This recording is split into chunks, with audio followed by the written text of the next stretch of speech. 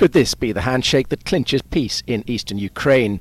Hopes are certainly higher after a marathon night of talks between President Petro Poroshenko and Vladimir Putin. First, we agreed on the ceasefire from midnight on the 15th of February.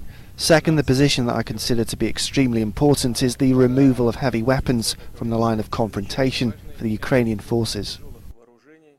Both leaders commented on the challenges of reaching a deal.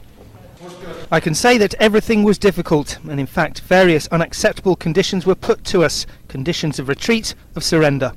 We did not succumb to a single ultimatum, and clearly defended our position that a ceasefire be announced without any preliminary conditions.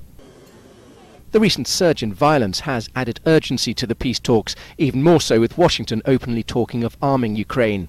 Wednesday saw some of the worst fighting so far. But the night also delivered more good news for Kiev, an agreement in principle on a $17 billion economic lifeline from the IMF.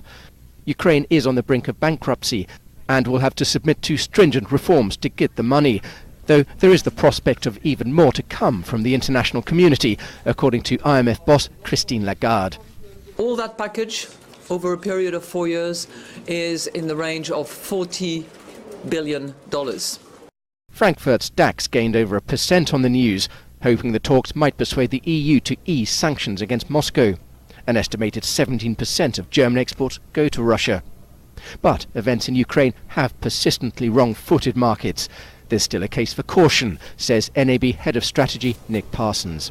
It's against that background that international investors, who have got no superior knowledge themselves, have been so confused, caught out and frankly put off by the entire situation. So it's one that we're just going to have to wait and see.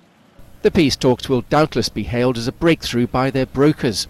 François Hollande and Angela Merkel departed Minsk en route for an EU summit in Brussels, where EU leaders now have to decide whether to soften their stance on Russia or whether it's simply too early to tell.